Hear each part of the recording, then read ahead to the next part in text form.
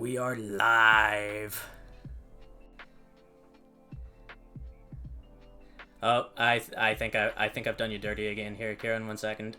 I think I've done you dirty. Don't think the people can hear you. This is how do I keep doing this? How does it keep happening? They can't hear you. Shush. This is my stream now. Okay, try again. Hey, are you done? There we go. On some hot takes. Yeah, sorry about that. Not sorry. No, I mean, I know this has been your plan all along. I know, just embarrass me. It has been. We've already cut Niall out, and now you're next. You're next, buddy. Yeah. Get to the great sole control of the great pocket Jaces fortune. You know, billions of dollars in stock and all that stuff. Oh, we can turn this music off. We don't need music for a podcast. We're going to be talking the whole time. Who needs? We can leave it on too. I like having the little background music. Personally, do you like having a little background music? Okay, if anybody in the chat prefers the background music, if I get one person saying that they prefer background music, then I will turn the music back on. Fair. But side. Yeah, no, either way is grand. Because that's it. That's another thing. We need to start getting these back on Spotify. I know. I've been lax on that. That's been my issue. I mean, so here I am with the YouTube channel. I'm doing the Twitter stuff. And yeah, no, you're right. I gotta pick up the slack here. We'll get those back on Spotify, because one of the things that I heard people say that they like being able to do is listen to our terrible opinions on the way to work. Yeah, that's totally fair. And to be honest, that's generally my main way I listen to podcasts as well. So yeah, it is. I definitely understand that. Yeah, we'll get it going. Yeah, definitely. But yeah, Kieran, I believe that is your cue for an intro. Oh yeah, let's go. So, as always, you're listening to Pocket Jaces, the podcast where your hosts Kieran and DJ bring you magic musings, poker ponderings, and general gamings going on with you, one brag, beat, and brew at a time. You're getting better at it every time. It's we always say, I set myself a kind of tough one writing that, but I like it. I think it works. Yeah, I really like it, and it's still got the little poker flavoring in the back there as well. I like that we're still paying a bit of respect to the poker game, even though it's not going to feature that heavily. Yeah, it's not our main focus anymore. But one of the ideas that I've had in the back of my head is that maybe on YouTube I would just do some hand reviews. Just little short bits of content. 10 minutes. Here's a hand I played. Here's what the solver says. Do what you want with this information. I think we could I think the only thing about that is then you're flip-flopping between content. You're maybe splitting your audience a little, but it's okay for YouTube. I think it's that's more of a problem on Twitch, where it's because I was thinking that as well. I was like, oh, I could play some Street Fighter on this stream or whatever, and then I'm like, people who are here for Magic though are just going to show up, see it's Street Fighter, and just X out, right, and vice versa. So it is kind of tough. Yeah. Something to consider. The business goings on in the background, things that maybe people don't consider that goes into a podcast. The business decisions, very professional business decisions. Very, very professional. Yeah, we've just set up Pocket Jaces Podcast Ltd. Registered it with Company House, and you can get PJ Coin is now live on PJ Coin is live. Merch is now available. Although funny, I do bring up the merch actually because I commissioned a little Pocket Jaces Podcast hoodie for myself. I bought it. I showed Kieran it the other night, and I went ahead and bought it. So nice. Okay. I don't know, I'll put it on Twitter and see if anybody is interested. If even one person says, "Hey, I would like that," then yeah, we have a hoodie for you. So yeah, I'd be more than okay with that. Definitely want one. So yeah, you got one customer. Brilliant. Does it count if it's you? Well, there's a lot of we're paying ourselves. There's going to be a lot of tax sort of implications here and stuff. So maybe we should keep that to the background, not let the feds know about what we're talking about. Maybe we shouldn't be broadcasting this discussion on Twitch. Yeah, but what we should be broadcasting, and what we're going to be talking about today, we won't get to it just now, is we're going to have some hot takes. We're going to be talking about tier lists. Everyone loves a good opinion tier list in the Twitter world when it comes to games. So we're going to be talking about Pioneer mainly, but again, I'm going to be coming in with kind of the Explorer focus because I'm more on that than the Pioneer, but very similar formats. And we're going to be talking about overrated and underrated cards in the format. So hopefully you guys look forward to that. That's going to be coming up in a bit. Mm-hmm. But we should talk a bit of shite first, I believe. You know, just a bit of our usual preamble. So what have you been up to, DJ? How's your week been? Week has been fine. I've just been going to the gym, continuing to trim down. I'm not sure if I actually stopped me if I told this story last week, but I have picked my suits for my wedding in December. Awesome. I don't think you did say this. No, okay. That's kick ass. So I've picked my suits, and it comes with a caveat that I wasn't planning on buying my suit, but whenever I had it on, I was like, I really like this. How much is this to buy? It was a really reasonable price. So I said, yes, great, I'll buy it. So what came with that was if you're renting the suits, they will measure you like a week before, and everything's fine. If you're buying your suit, you have to, what they said anyway was get measured like 3 months before. Wow. Okay. So yeah. That has led to me being really focused on my diet and being really focused on the exercise side of things as well. So in 3 weeks, I have managed to lose 11 pounds. I'm not sure what that equates to in kilograms or anything like that, but it's almost a stone, if that helps anyone. It's about like it's 5 kilos essentially. Yeah. Yeah. So good stuff. So 3 weeks. That's the biggest jump I've had, since I started. So really happy with that. And I'm only about a stone and a half away from the target that I set myself.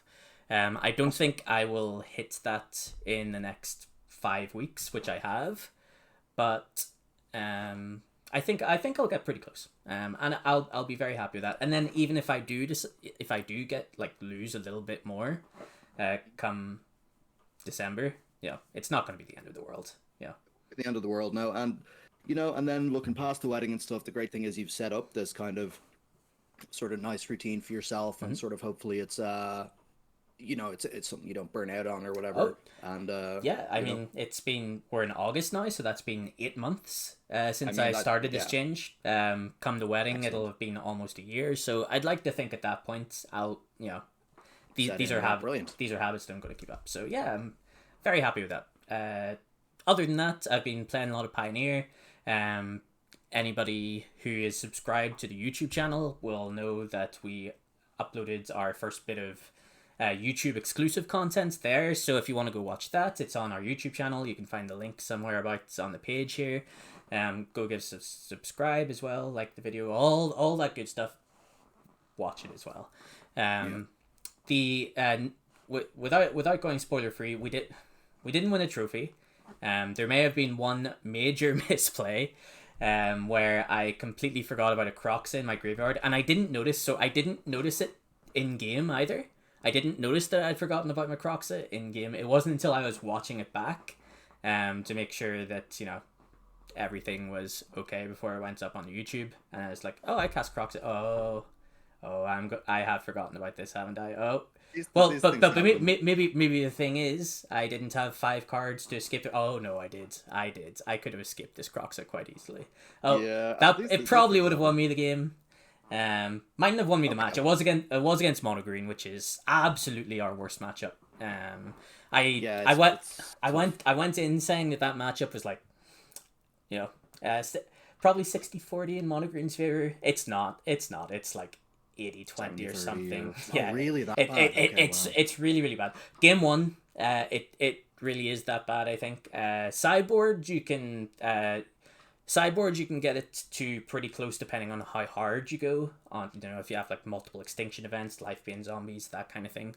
You can get it pretty close to even, I think, even if it's still unfavored after all that. But yeah, it's one of those cases where it's kind of like Jund against Tron or something, right? It's like the matchup is already so bad that it's like, it feels why exactly even bother like trying to fix it. Yeah, you know? I think that's kind of where I am. And going by local results that I'm seeing kind of filter through, there doesn't seem to be that much mono green anyway, so it might be in the clear. But Yeah, I think at this point I'm just saying mono green's a lost cause and moving on with my life. I'll just take a loss every time. I think that's fine, and hey, that's maybe a reason for people to start looking at mono green. It's maybe a little bit underplayed right now, so maybe that's something It, we can talk about during yeah, the episode. it did win the showcase at the weekend. There we go. There we go. Yeah, very interesting. Yeah. So I know I have seen on Magic Twitter that people are pretty high on mono green. Currently, you have a good blue white matchup. You have or no, sorry, not blue white. You have a good Phoenix matchup. You have a good black red matchup. I don't think the blue white matchup. I haven't played either side of it, so I can't say for sure. But I can't imagine it's bad. It like really bad anyway. Yeah. Yeah, I can believe that it's even. If it's slightly bad. I'm not really sure because like at the end of the day you are trying to cast big things at sorcery speeds against a counterspell deck. Yeah. Which historically hasn't been a good idea. But I haven't played either side of that matchup, so I can't be 100% sure on that. If there are any mono green players or blue white players in the chat, by all means, Yeah, let us know what's going on. let us know. Yeah, we love a bit of chat interaction, and today is definitely the day for it. So if we have any chatters out there who want to join in the discussion, please feel free to do so. We're keeping an eye on the chat. Dean Convery, my take on blue white first green is whoever's on the play is like a 70% favorite, 75% favorite. 5% favorite. Yeah. Could believe that. Yeah. I think being on the play is huge. Like mono green player gets to play their elf on turn one. If the blue white player doesn't have portable hole, then they're probably just gonna die, right? It's gonna be tough. The thing I always think about that sort of way of phrasing it or looking at it from that lens is like, well, half the time you're gonna be on the play and half the time you're not. So like there still has to be like a matchup percentage apart from that, right? You know what I mean? Yeah. So you should be able to remove that and still figure out what the matchup is, but I think it's hard when it is that volatile, you know? So it Sure. becomes more difficult to figure out who actually wins the matchup in a vacuum. I think it's still useful information though because like if you do know the matchup going in and obviously you know if you're going to be on the play or not, then it can affect mulligan decisions. It can affect Definitely, yeah.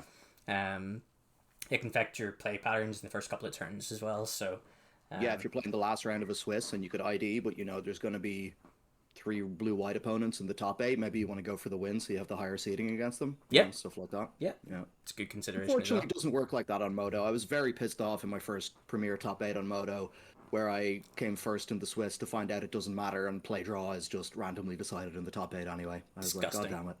Yeah. Hey, we have I assume that's Jimmy Lundy in the chat. Sup, Jimmy? Let's go. How are you going? How are you going? How is it going? My bad. But yeah, that's enough about me. Kieran, what have you been up to this week? So I've been playing a little bit of Magic again, just kind of just playing some ranked, on playing some Explorer ranked, trying out different decks and stuff like that. Played a little bit of a historic ranked as well, which is not a format I thought I would be trying, but I just got a little sick of Explorer, so I gave it a go. But I haven't bought the historic anthology or anything like that, so I was just basically playing just like Green White Angels or whatever, which is the same as the Explorer deck, except for you get an upgrade in Soul Sister, or Soul Warden, sorry, in place of whatever the Disturb Soul Warden card is, Luminarch something. I can't remember what it's called. So, but that it felt very similar to Explorer still. The rest of my weekend, or basically all of my weekend, was spent watching the Evolution Championship Series, which is the biggest fighting game tournament of the year. Always incredibly exciting for fighting game players and fans. And this was the first one in 3 years with the pandemic happening and everything like that. They had some online stuff, but first time they had, you know, thousands of sweaty nerds back in a big ballroom in Vegas playing Street Fighter against each other. So that was excellent. Stayed up far too late every night at the weekend watching that. So much fun. One of the best Street Fighter top eights I think I've seen for that game. The grand finals was amazing. It was just one of the most high octane, fast paced, high level matches I've ever seen. So scrambly, just you couldn't catch a moment to breathe. So that was really cool. That was pretty much it. Also, yeah, DJ, I thought you might like to know this. I'm trying to give a go to start learning Dragon Ball Fighter Z. I don't know, you're a Dragon Ball guy, and you said I you were maybe am a interested in Dragon this Ball game. guy. Yeah. Like if Yeah, I would be more than happy to try to learn that game with you if that's something you're looking at. yeah, Yeah, 100%. yeah, It's a, because it's a I tried to get into that game by myself and no, I was done. So actually having somebody to learn alongside, especially somebody who has already been playing fighting games and will have a bit of Mhm. a bit of knowledge to pass on. And speaking of fighting game lads, Owen's in the chat here. Hey Owen, oh, shout outs. we're, Yeah, he pretty says we're good looking Dragon Ball well. player as well.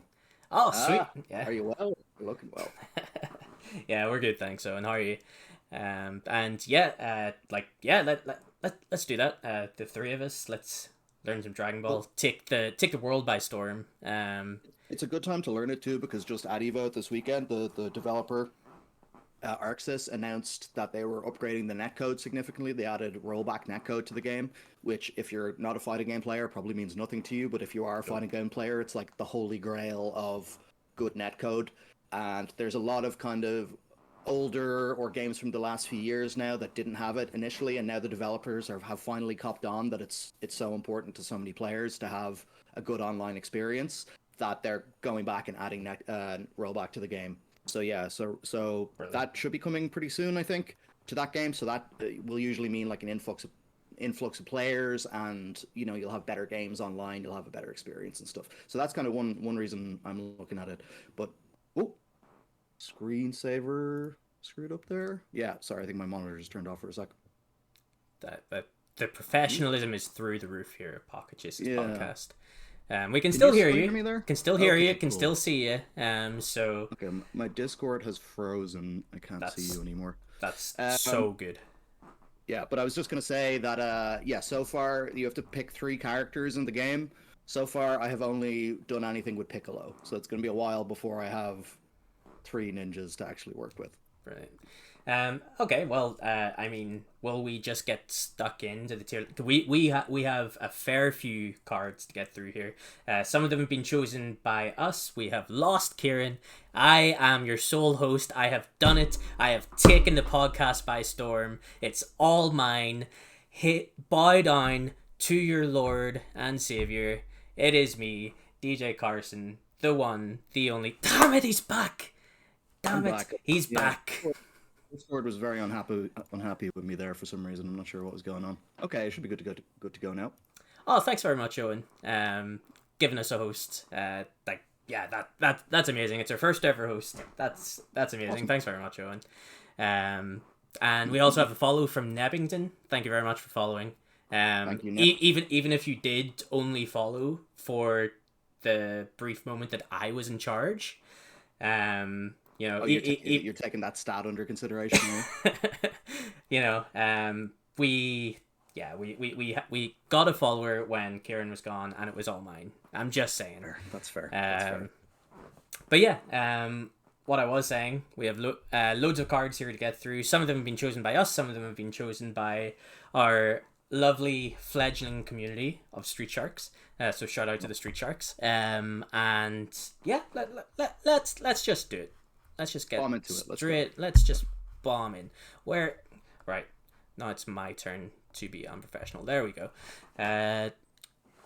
Ooh. Oh no.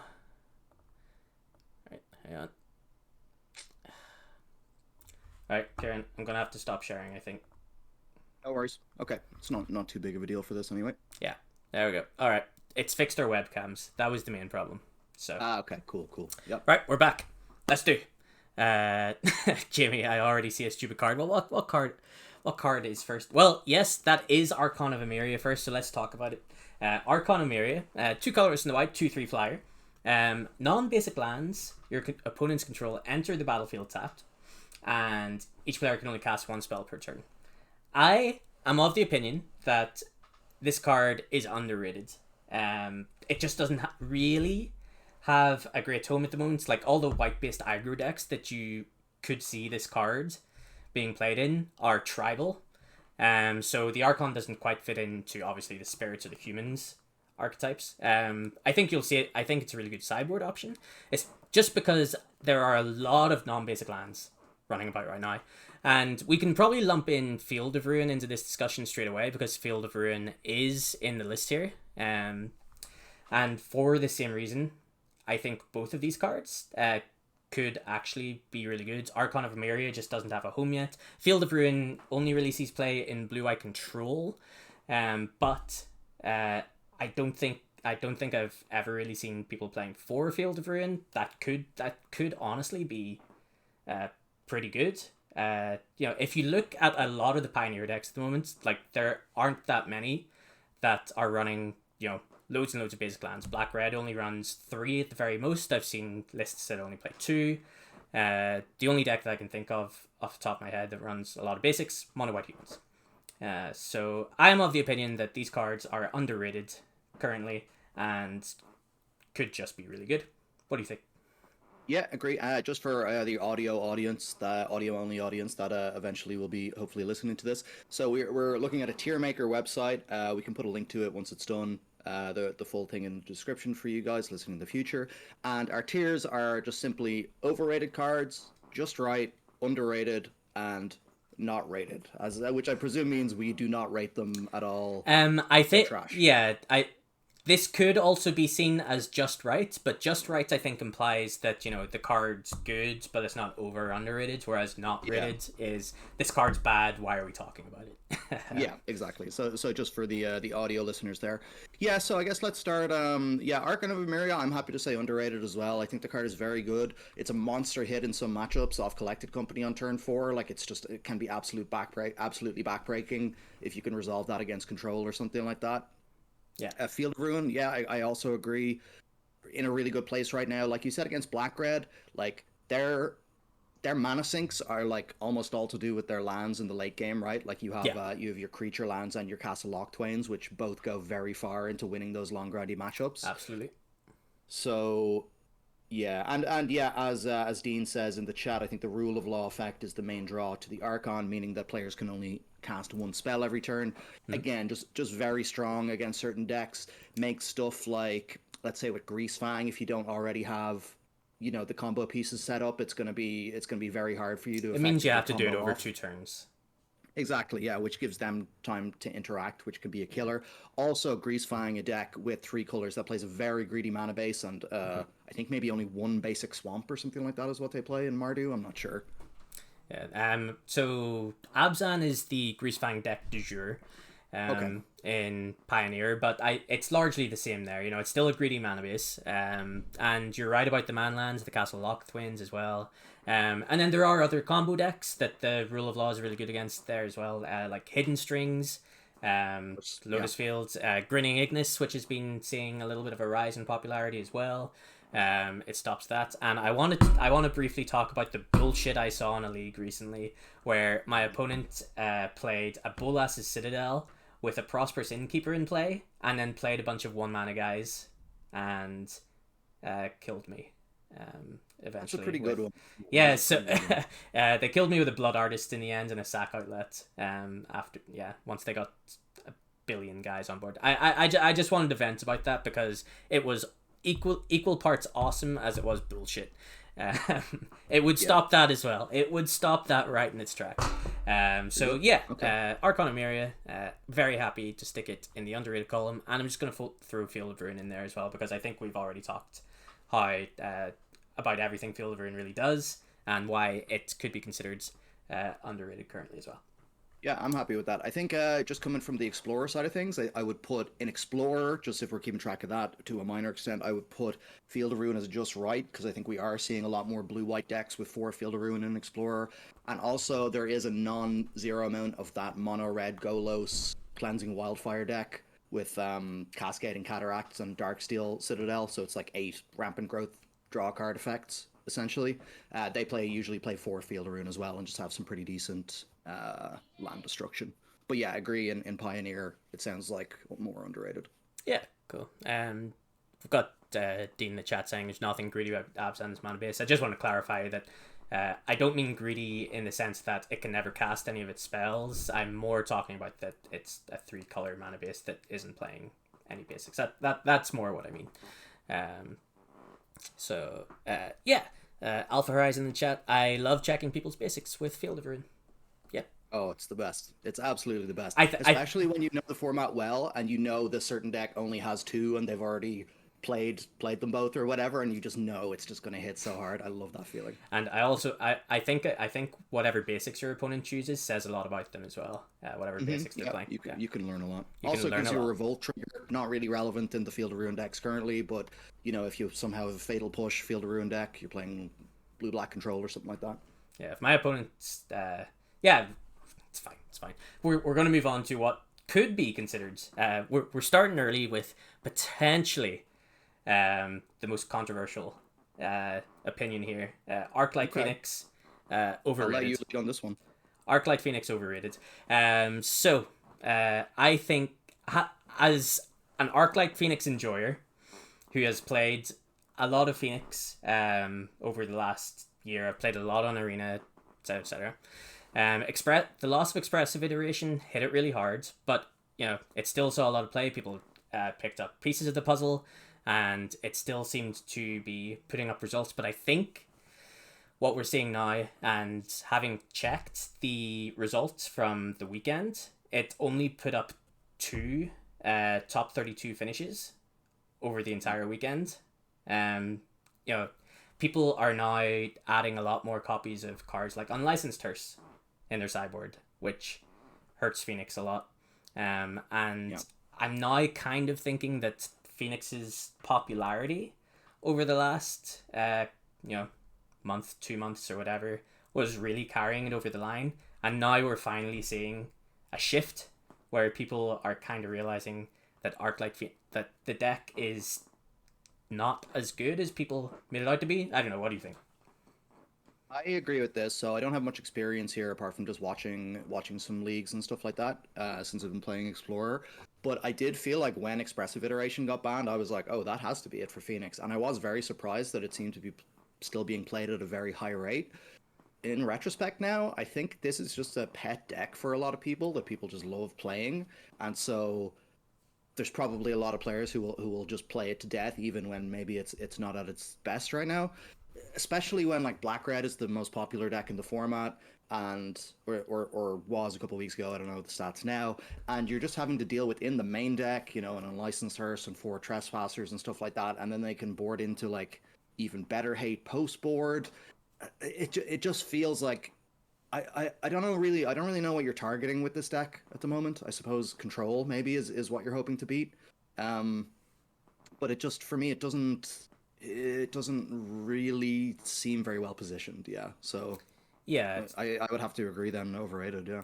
yeah. So, my experience from the black red side is it's pretty even. You know, it depends if they're able to cast Treasure Cruise or not. I find more often than not.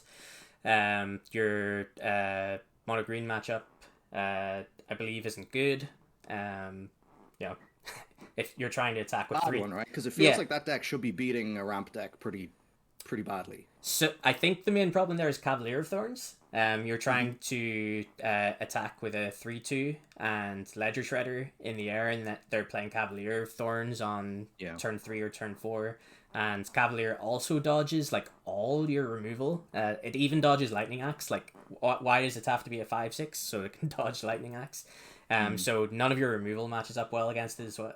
And whenever you do 2-for-1 yourself to kill a Cavalier, it's just going to put another Cavalier of Thorns on top for library, probably, Yeah. or something just as backbreaking, more Or often than they not. have So they've already had too much time yeah, even at that yeah, point. You know.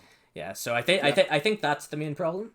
Um, yeah, Phoenix just isn't well positioned. There's a lot of graveyard hits knocking about right now. Like there's it wasn't that long ago people were playing one unlicensed hearse in the main deck of red black as well. Like it's just yeah, it's just not Phoenix's time at the moment. I think it's the kind of deck that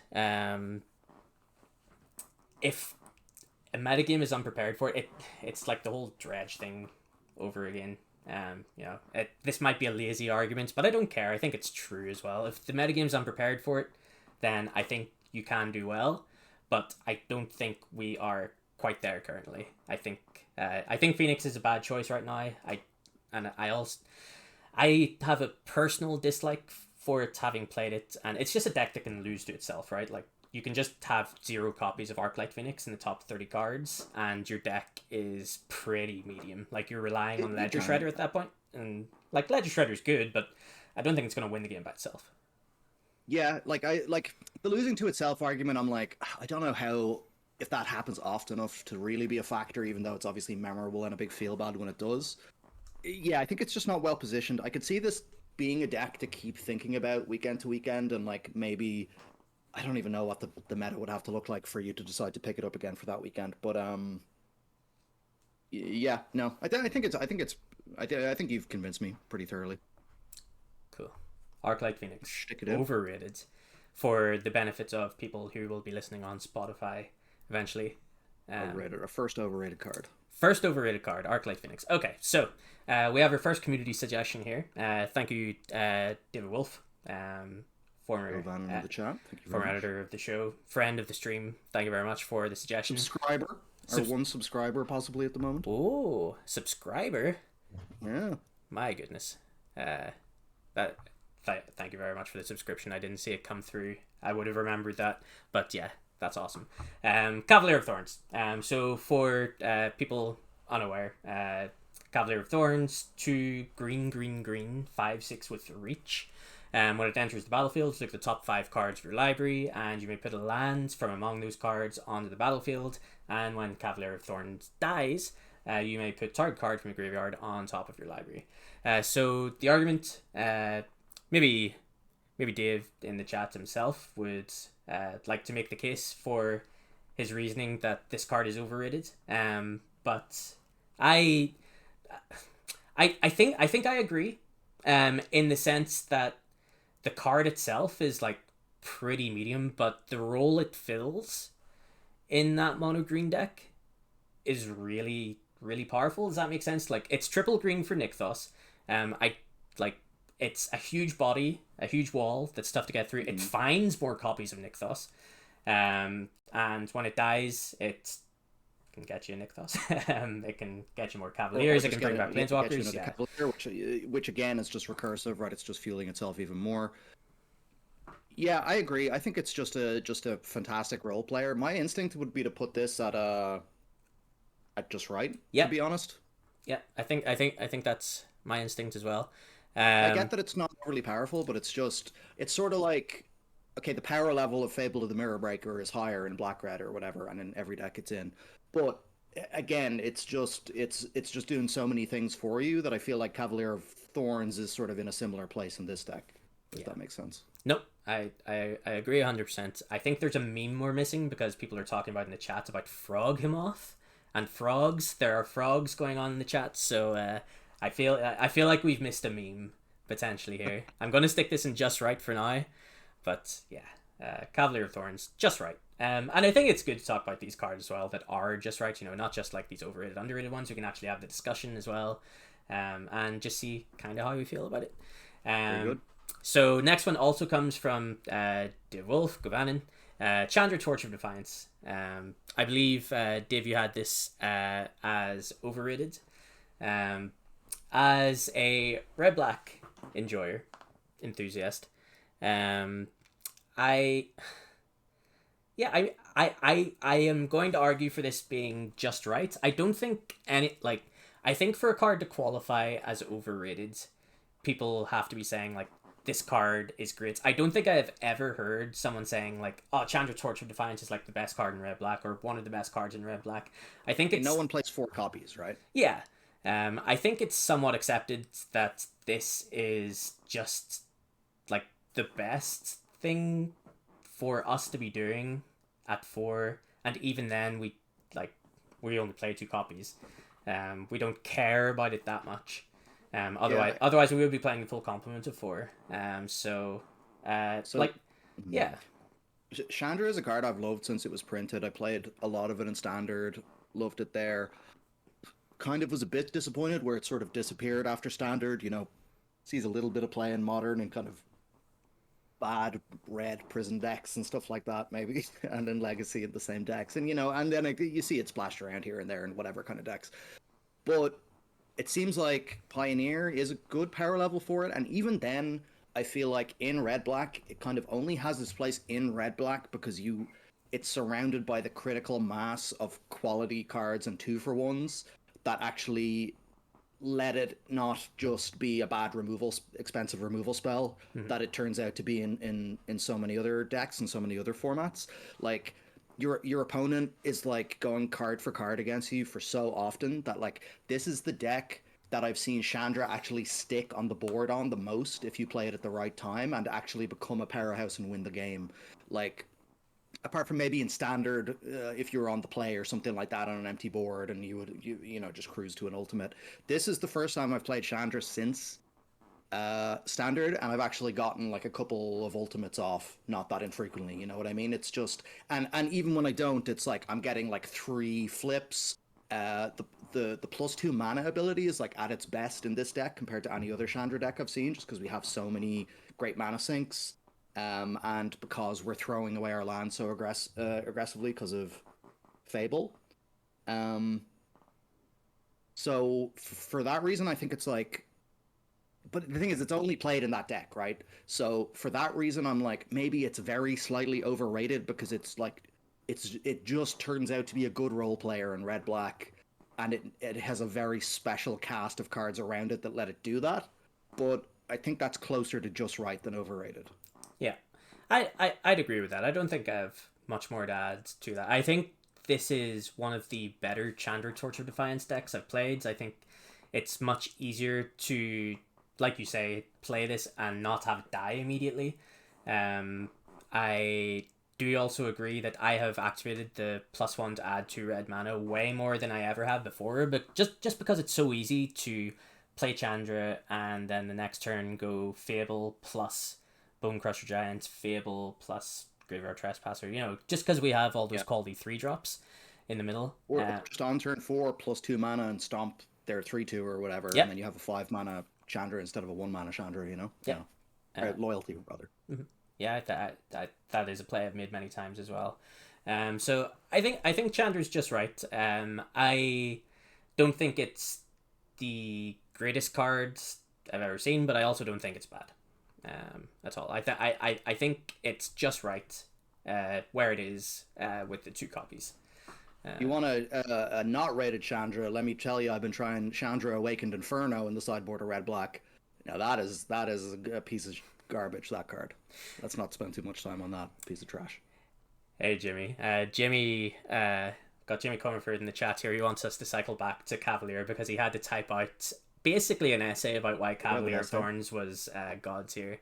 We're long past. We're 2 cards past Cavalier now, Jimmy. I'm sorry. We've too many to get through. I think DJ and I are both looking at this pile of cards. We've said we've discussed them. We're like, oh, okay, we gotta get through these. Yeah. We're 40 minutes into the stream and we've discussed 5 cards. So yeah, let's continue.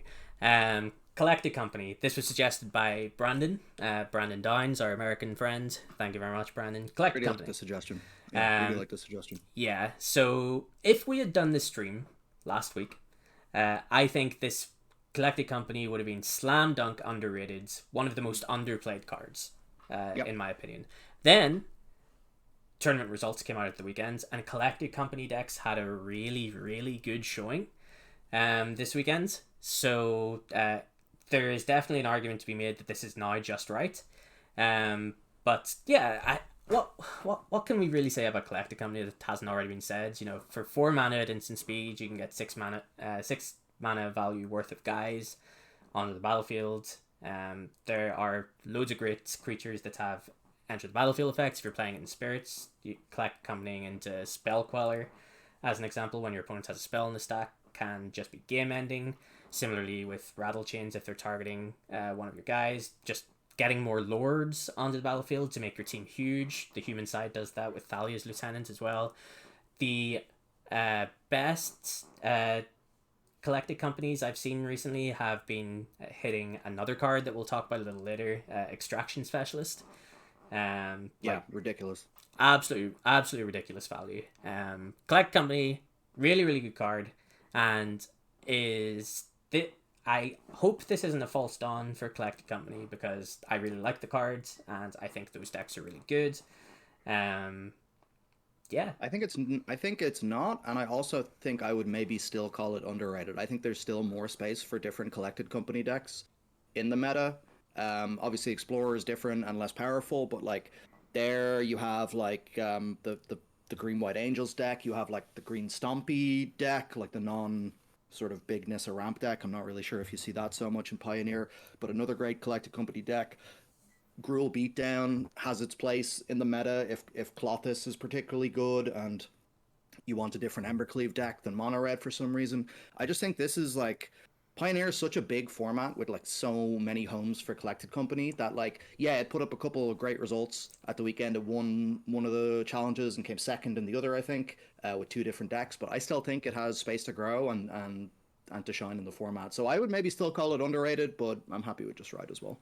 Yeah, I am also happy with underrated as well because I think there is room for exploration with collect company. Like, where's all these like obviously I'm not sure if all the pieces of a Malerapod type Sure. combo Yeah. exists in Pioneer. I'm not, but that's it. Is there space to explore something like that? I don't know if something like that exists. Couldn't tell you, but that's the sort of thing the And collected company can be we doing. yeah, we could see the rise of sort of some kind of like soul type pile stuff again that Pioneer used to see, and maybe that's a tireless tracker Jace Rinse Prodigy based deck that wants to use collected company for some reason. Who knows? There's just so many different possibilities for the card. It's just so versatile and powerful. Yeah. Yeah, I'm happy with Collect Company in underrated then. Next card is Curious Obsession. Do you know what Curious Obsession even does? Of Off the course I top. do. Yeah, Oh, you there's do? Okay, okay. a menace in standard when it was at Autumn Burchett, Yes. I believe, Yeah, winning that the is Pro true. Tour with it. Yeah. Okay. Yeah. Now, how many opponents? Here's my question to you: how many of your opponents have put it on their creature with summoning sickness, not attacked, and then had to sacrifice it that turn? Because that's a great feeling when you're playing against it.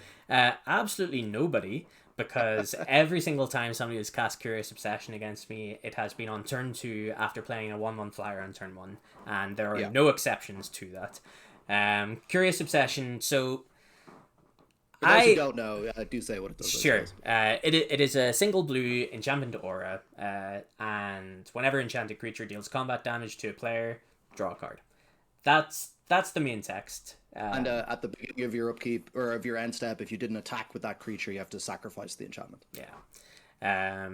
So going into this, before I did a good bit of research. I did a bit of research before we went live, and I was ready to call this card completely overrated because why are you playing? Basically, this or this card only sees play on mono blue spirits, and my feeling was why are you playing mono blue spirits when you can just be playing Bant spirits, which plays collected company. That was Yeah, my I don't.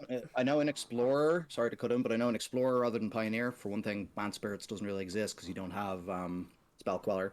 But as well as that, it's just played as a meta call against Red Black. It just beats Red Black pretty thoroughly in Explorer. So sorry. Go ahead. really that's interesting Thank you, because Jamie, for my mistake. You have to attack with a creature. It doesn't have to be the enchanted creature. oh Thank you, Judge um Jamie. yeah that's interesting because my experience my limited experience, I haven't played against mono blue spirits that much, but it hasn't felt remotely close from my side. Like, I just kill their guys, and if they have rattle chins, it doesn't overly matter because I'm going to kill all their creatures eventually. So that's interesting. But yeah, what I was going to say is that apparently there is significant enough difference between mono blue spirits and band spirits that you might actually make a metagame call between the two decks and be right to do so. So mono blue spirits, much more disruptive. If you plan on if you have a metagame that isn't interacting very much, i.e. there's not a lot of red black and there's a lot of mono green, as an example, then mono blue spirits is just going to be the way to go. Got to be better against combo too, right? You're I'm not I couldn't say for certain. I couldn't say with You just have 100% certainty. You just have more counter spells. You rather do, than spell you do. color. Yeah. Yeah, that's fair enough. I was thinking that maybe the Banned Spirits deck could put on a bit more of a clock, but having the disruption is probably just better. So yeah, decks that aren't interacting with you very much, then you probably do want to be putting Curious Obsession on your guys. But while Red Black is the most played deck and regarded as the best deck, I don't think you want to be putting Curious Obsession on your creatures, and you want to be I think you definitely want to be casting Collect Company instead. Yep, I agree with that. So yeah, we can definitely say overrated, I believe. Or are you even willing to say not rated? This is trash.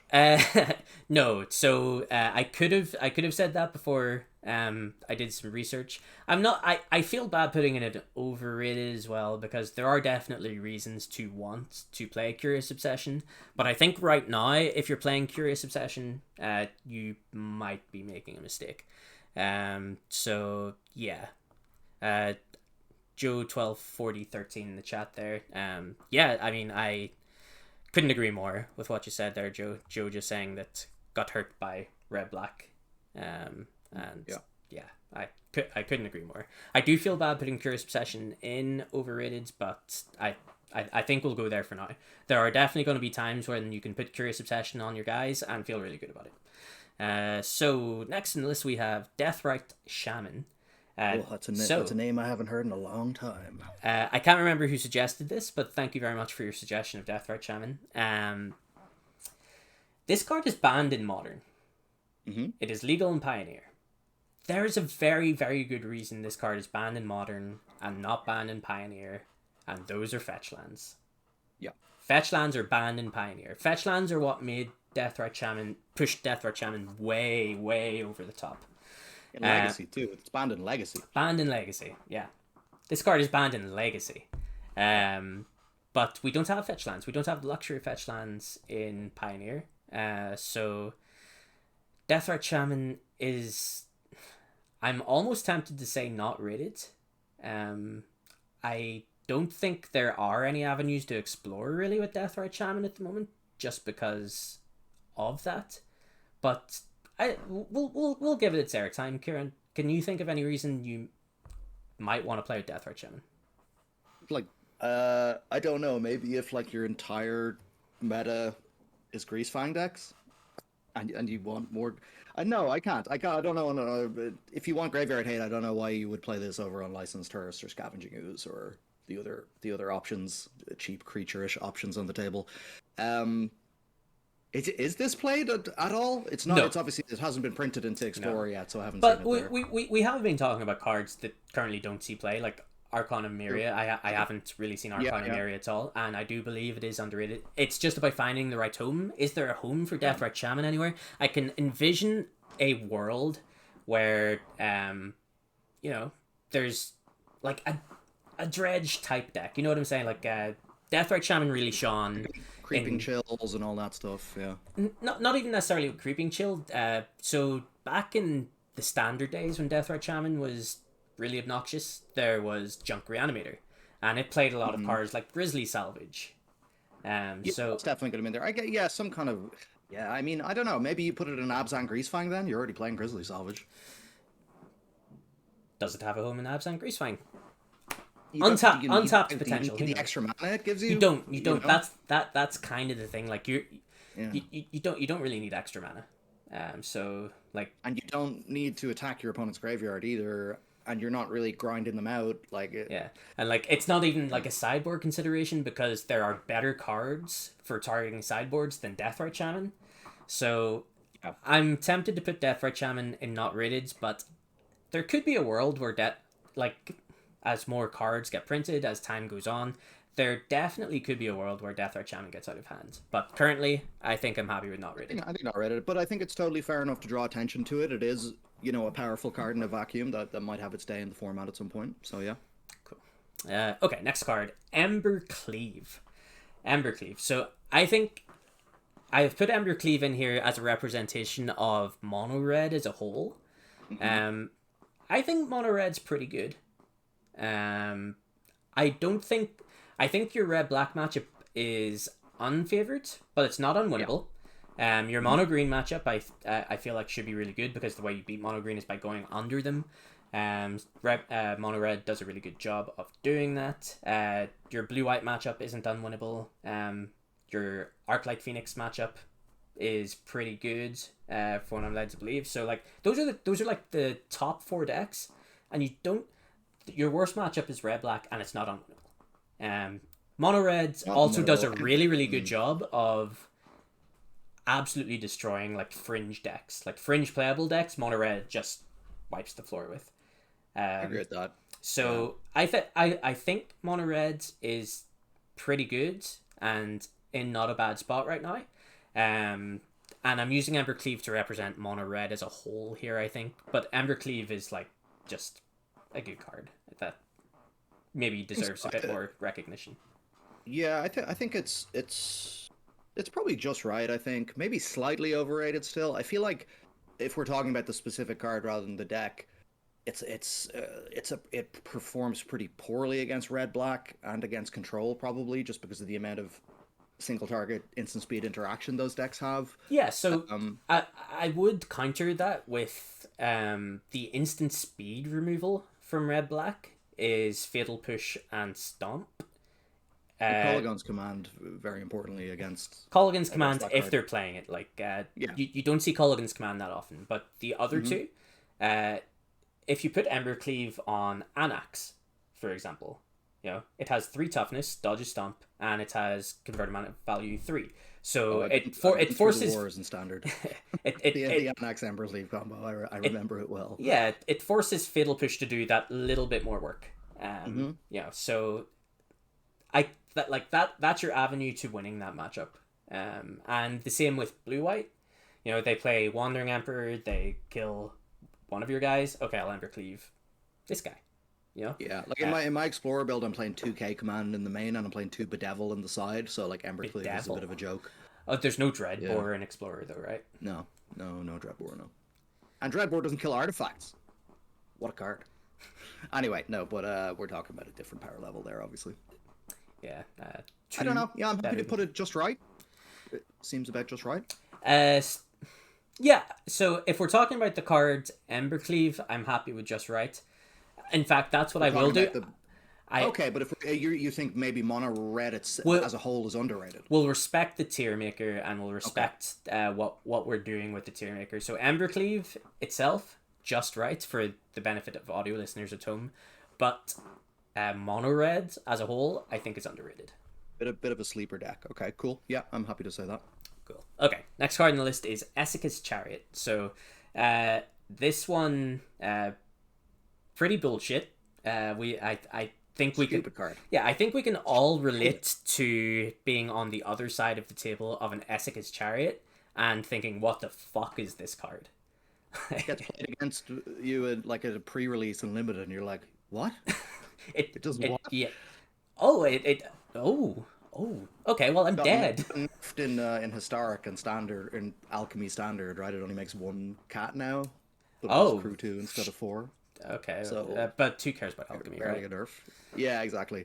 But a card they did, instead of banning, they did go as far as to nerf in other digital formats.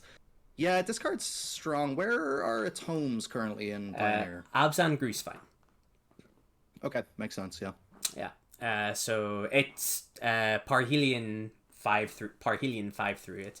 But like the card's just really good at being cast on turn 4 and beating decks, by itself. Like the card is still the card is still pretty tough to beat. Can I say this is another reason to play K Command in your black red midrange deck? There you go. Even though they end up with a cat after the interaction, so even K Command can't take the thing down. You're much higher in K Command than I am, I'm not gonna lie. I think it's better in Explorer. Yeah. But so the Esseka's Chariot, only home is Abzan Greasefang, but like if there was a Gruul aggro type deck, a red-green aggro type deck, it could be really good as the top end there. If there are some kind of green-white tokens company deck or something, could be a thing. Yeah. That could absolutely be a thing. Some form of Jund mid-range or Abzan mid-range, like it'll be at its best in those types of decks, I think. Just by being a brick wall that creates so much power and toughness on the battlefield for what it does. Like, yeah, I think again, this is another one where I can see a world where Eska's Chariot just needs the right home and is currently underrated. Like, what I really like about this in Abzan Greasefang is that it just gives you a plan B to win the game without comboing, which is something that if you played like Mardu Greasefang, that you're only really out to that was getting Fable of the Mirror Breaker plus Kiki Jiki, or plus Blood Tithe Harvester assembled. That was kind of your only other out to win, like, quote unquote, fairly. So the fact that it's like a role player in that combo deck and also providing an alternate win condition in the games where you can't combo off, I think that's enough for for me to call it underrated, given that we've said, yeah, it could exist in other decks as well. Yeah.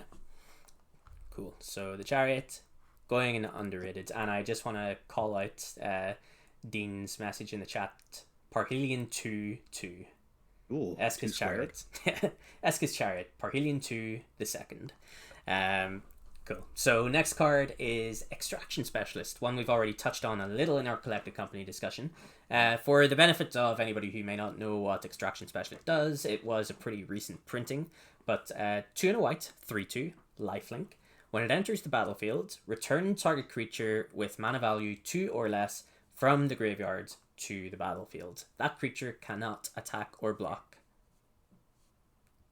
This card is really good. Until it can't attack or block until the Extraction Specialist. Yes, right? yes. Sorry.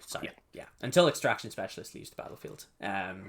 So yeah, there's like in the mono white humans deck and the banned humans deck as well. Like blinking this with Charming Prince, obscene, absolutely obscene. You blink the Extraction Specialist, you get another trigger. The one that previously got reanimated can now attack and block. You're able to return, Thalia's Lieutenant from the battlefield to the graveyard. That's really good. Being a 3/2 lifelinker, not irrelevant at all. The lifelink I have found to be quite annoying. This card game against mono red. Huge game against mono red. Huge. And yes, this card is being played as a 4 in those decks, and rightly so. But I just don't think it's getting the credit it deserves, just for how good. I think this card is really, really, really good.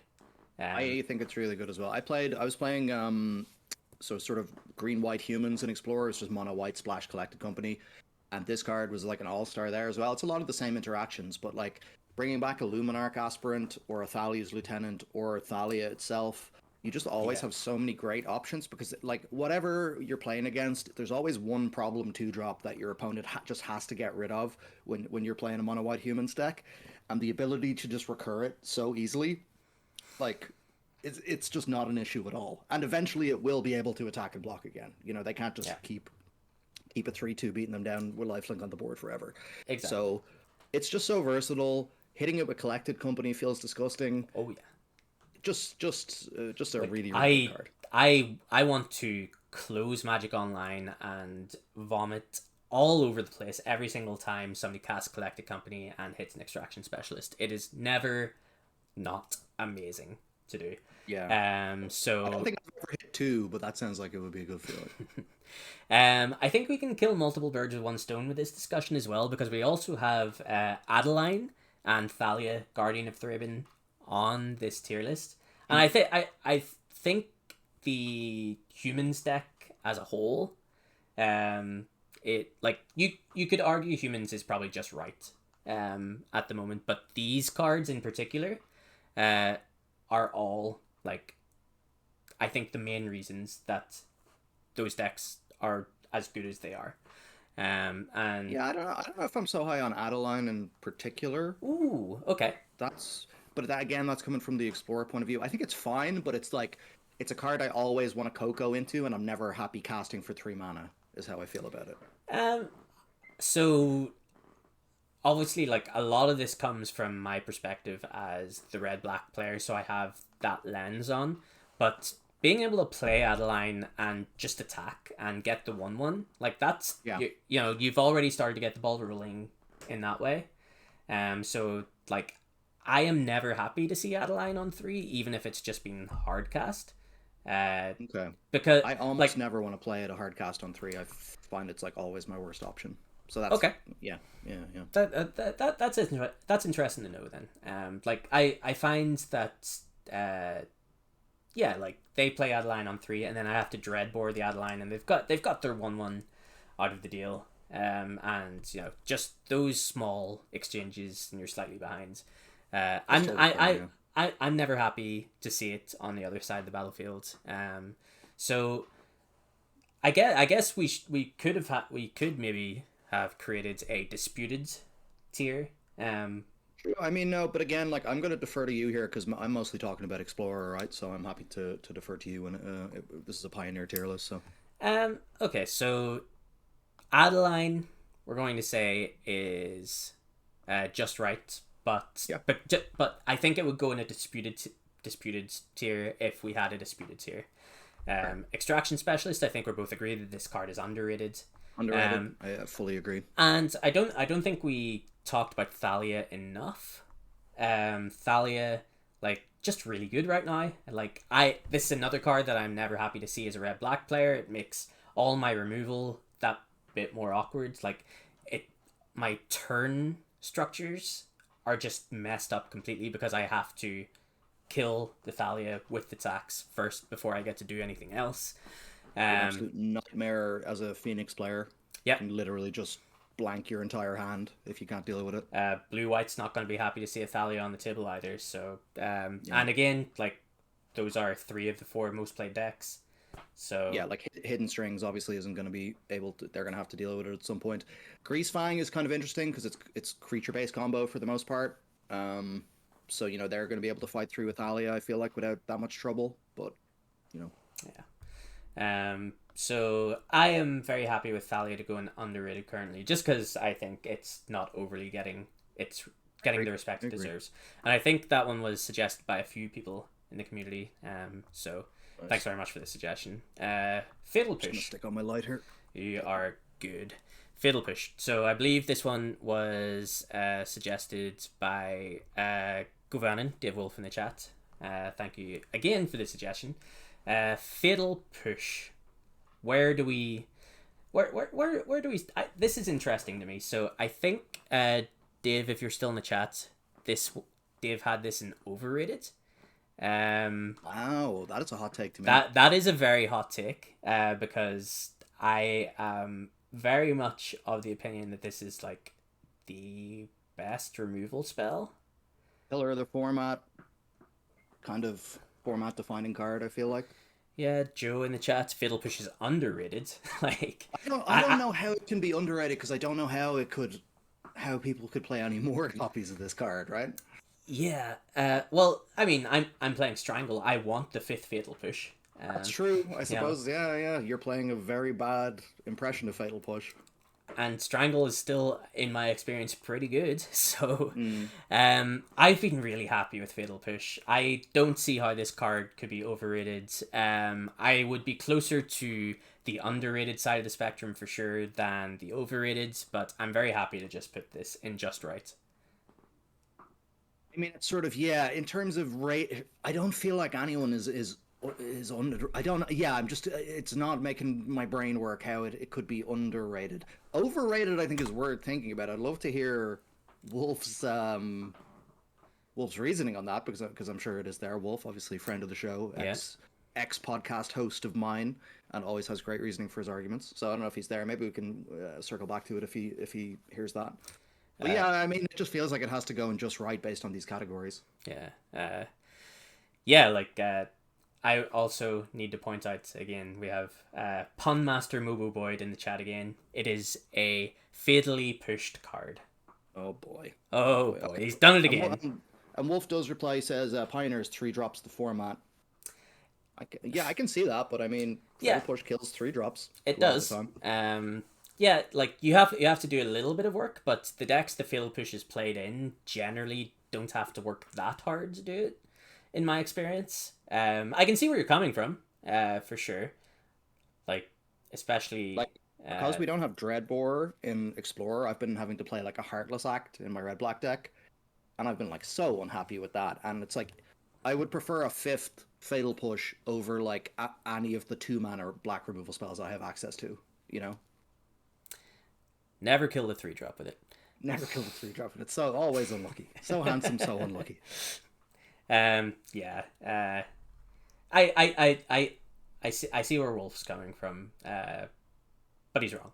I'm sorry. I'm just. Listen, no. It's our show. We can say what we want. We can say what we want. So I am going to put this in just right. I see where you're coming from, but I have to stick to my guns here. I think Fatal Push is really, really good and deserves to not be slandered with overrated. Oh, now we have my current nemesis on the Explorer rank ladder is this next card. So, this is another one. We can touch on this point from Wolf as well, that it's really bad in the red black mirror. Don't necessarily disagree. Like you almost never want to be targeting Graveyard Trespasser with it. That feels really bad.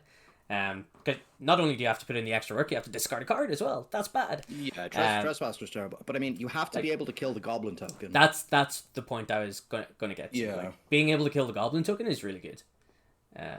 So yeah, like you're fine trading it against Blood Tithe Harvester, right? Yeah, you are absolutely. Like, I don't know how much Kalitas is being played at the moment, but that's a bit of a nightmare if it sticks too long on the board. Between 1 and 2, yeah, like yeah. It's nowhere near your best card, but I think it's still serviceable. Like you want to, I think you still want to get rid of a couple of copies of Thoughtseize before you consider getting rid of Fatal Push. Maybe even I flip flop between sideboarding out all the Thoughtseize and only a couple of Thoughtseize in the mirror. I think it depends on if I think my opponent's going to bring an Invoke Despair or not. But that's right. Usually for me on the draw, I take 2 out, and on the play I take all 4 out. Yeah. Maybe another discussion for another time. Yeah. After we win an RCQ. We've already announced that we are, in fact, the Red Black podcast. That's going to be our topic of discussion every episode. Like all the thumbnails on YouTube, like every single one is talking about like Fable of the Mirror Breaker. I can announce that our guest host Bui has joined us here. Hello. Let me see if I can get the camera on her. Is that working? Just in time for the favorite hoplite slander. So she's a little blurry, but there she is. Hey, girl. Again, this is another one that I had already formed an opinion of before I did the research before coming on and doing the show. And I was just of the impression that Boros Heroic was a terrible deck. This is another one that I'm using to represent a deck as a whole. But I can again could be influenced by my experience as a red-black player, where I gobble up all the creatures, eat them all, kill them all, and they do nothing and die. So my opinion was this deck does nothing. It never wins, ever. I don't know how you win so easily against this deck with red-black. Like an Explorer, it's so hard for me to find those windows of opportunity where they're just not blowing me out with a 1-mana spell. Maybe I'm just getting really lucky because I just end up killing all their creatures. Maybe like our deck configurations are a little different. Maybe that's something we can look at. Like maybe I am a bit more. Maybe I'm a bit more interactive at instant speed. That could be a thing. Yeah, I mean, the thing is like, I didn't really think it was that much of a problem. Like, I was like, okay, favorite hoplite, I've seen this card before, whatever, I can deal with this. The double striker that connives, I don't know if that one is played in the Pioneer version, yeah. but that's a big game in my opinion. Like, that's a tough one, and like, Arcanist is just always a good solid card by itself, and it's just sort of like I find that like, if they get a good start, I'm like always hamstrung by my mana trying to kill all their creatures, and I can just never quite get there, and I end up getting 2-for-1 at some point, Okay. Maybe having Dreadbore is pretty big game from our side, just like that 2-mana unconditional kill your guy. Maybe my copy of Strangle is pulling a lot of work there too. I have Legion's End in my sideboard, which is a great post board. Yeah. So yeah, like I was all ready to come in and say, deck's terrible, cards overrated, don't play it. Then again, Results came from over the weekend, and Boris Heroic had a really, really good showing. But at the same time, a deck that did not have a good showing over the weekend was Red Black. I didn't see Red Black anywhere near the top decks from the weekend. They were getting beaten by Heroic. Were they getting beaten by Heroic, or were they there because Red Black's presence was not there? I would be inclined to say it's the latter. You might want to stick a light on, by the way, DJ. Yeah. Very dark I'm getting darker as time goes on, aren't I? So I'm gonna turn the exposure up a wee bit. Cool. But yeah, interested to hear your thoughts on this then. Yeah, Wolf says it's similar to Red Black Sack. All the cards are terrible on their own. Totally agree with that. At least Red Black has Fable of the Mirror Breaker, I suppose. But I just think it's a deck that just has enough of the 1 and 2 drops that make it tick. And I think like the card I probably would have put in this slot instead of the Hoplite, although I know we're talking about the deck in general, is probably God's Willing, because I think God's Willing is just the all-star card, right? Sure. Red Black is hard to rent on Modo. It is. So it's expensive. I have actually reached my limit now. So whenever I first started renting this deck, it was about 500 tickets, and now it's over 850 because Graveyard Trespasser is like 60 tickets. And Den of the Bugbear is like 60 tickets. And Fable of the Mirror Breaker is like 60 tickets. It's obscene. Modo's economy is, I think, coming to a crashing end sometime soon, I would predict. But yeah. That's a topic for another day. It is. Favorite hoplites. Boris Heroic. So underrated. Yeah. I'm saying underrated. You're saying underrated. I would have gone with just right.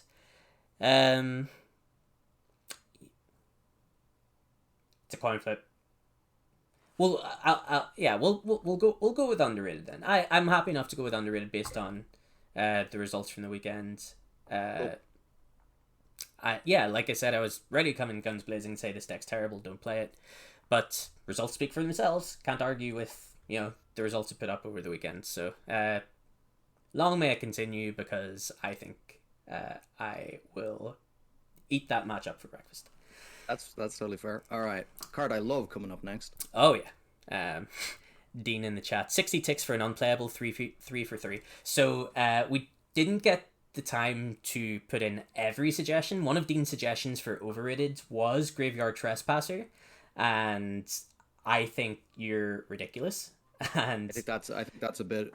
That is a hot take. I'll give it that. Like it's not worth 60 tickets. No, I mean nothing is worth 60 tickets. Yeah, the card's really good. It's definitely like Dean's words were, I do not understand why Graveyard Trespasser would go in a 60 card constructed deck. The card is good.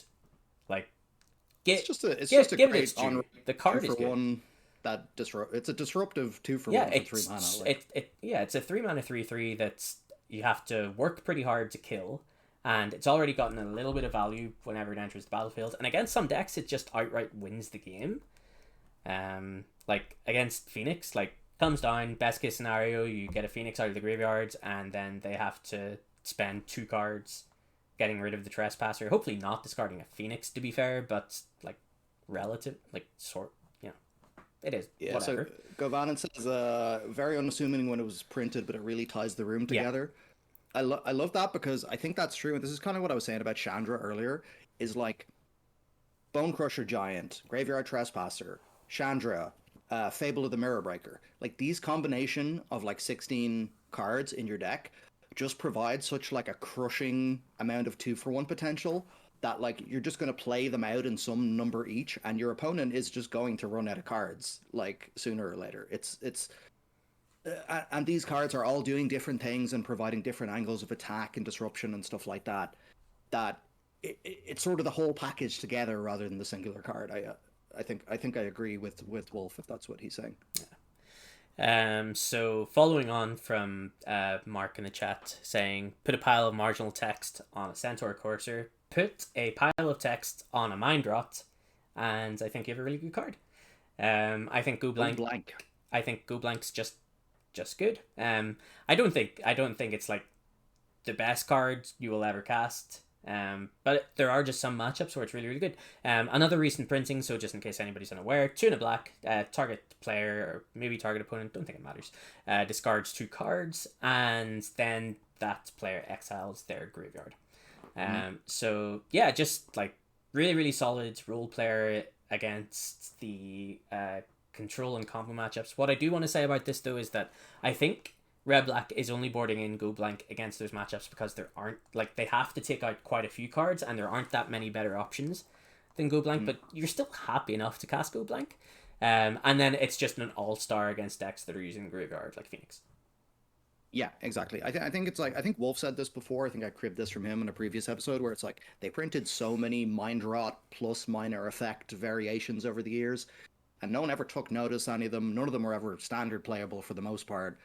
And then they printed this card and just instantly a multi-format staple. You know what I mean? They just finally printed the perfect Mind Rot variation. Yeah. And for me, yeah, I would just have to say just right. Like, I don't think it's underrated. I think people are very aware of this card's place. I think the decks you called out are great places, but then it's just kind of like a good sideboard filler card in so many matchups where you're like not quite sure what to bring in, but you're like, okay, I think this is just going to play out and they're going to have a slower hand and end up with 3 cards stuck in their hand on turn 5 or something like that. And you're just happy enough casting this. It's just an all rounder, great card. Yeah, I'd agree with that. I also don't think this card's underrated. I think it's about. I think it gets the respect it deserves, and it belongs in just right. The card is good. I think everybody thinks it's good. Everybody plays 2, even 3 copies in the sideboard. Yeah, straight I'm in happy just with right. my 2, but yeah, okay, Yeah. I can see 3. Okay, so we have mentioned this one a few times, but now it's time to discuss the creature itself. Greasefang. Another recent printing, so I'll go over it quickly. 1 black and a white for a legendary 4/3, and whenever you, at the beginning of combat, you may return a vehicle from the graveyard to the battlefield. It gains haste, and then at the end of the turn, return that vehicle to your hand. So the big thing that you're doing here is returning Parhelion to the battlefield. You're accruing it, and then you're attacking for 13 and leaving 2 angels behind. 2 4/4 flying angels behind. So pretty powerful. Depending on your build, it's not that unlikely that you might be able to put it in the bin again next turn and do the same thing again next turn. Exactly, and this happens as early as turn 3. So yeah, I think it's powerful. Is it underrated? Is it just right? Is it overrated though? Is the question. I think there have been periods of time since this deck was played that it could have fit into all 3 of these categories, but we're not talking about the history. We're talking about right now, and I am really unsure where this slots in, and I could believe it slots into overrated, just right, and underrated for various reasons. The deck still puts up performances every now and again, like good, very good performances online, semi-regularly. Every week, every 2 weeks, you will see an Abzan Greasefang list or 2 knocking about in the top 16, the top 8. I can see arguments for it being overrated because similarly to Phoenix, there is a decent bit of graveyard hit going about currently.